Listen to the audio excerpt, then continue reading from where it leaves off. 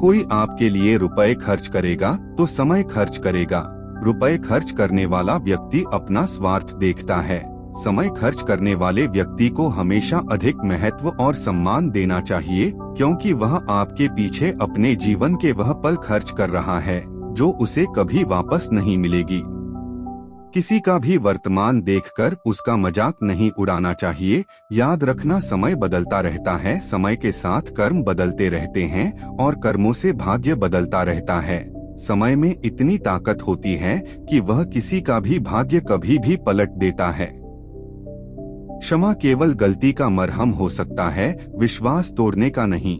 इसलिए जीवन में ध्यान रहे कि हम कोई गलती भले ही करें, लेकिन किसी का विश्वास ना तोड़े, क्योंकि माफ करना आसान हो सकता है, लेकिन भूलना या पुनः विश्वास करना संभव। परिस्थिति और हालात चाहे कैसे भी हो, हमारी सोच ही हमारे जीवन को सुधार सकती है। जैसे विभीषण रावण के राज्य में होकर भी नहीं बिगड़ा और कैकेयी ने राम के राज्य में होते हुए भी छल कपट किया। जीवन का सारा खेल आपकी सोच और आपका निर्णय पर है। आपको क्या बनना है, यह चयन सदैव आपका है। कई लोग सोचते हैं कि किए हुए दुष्कर्मों का फल हमें गंगा स्नान करने, पूजा पाठ करने के बाद भोगना नहीं पड़ेगा। यह सोचना गलत है। किए हुए शुभ अशुभ कर्मों का फल तो भोगना ही पड़ता है। वह स्नान आदि साधारण उपाय से छूट नहीं सकता।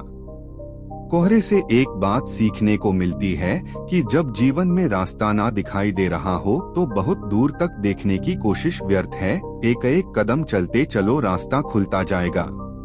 खुद से बहस करोगे तो सारे सवालों के जवाब मिल जाएंगे। अगर दूसरों से करोगे तो और नए सवाल खड़े हो जाएंगे। जब मनुष्य अपनी गलती का वकील और दूसरों की गलतियों का जज बनता है तो फैसला नहीं, फासले हो जाते हैं।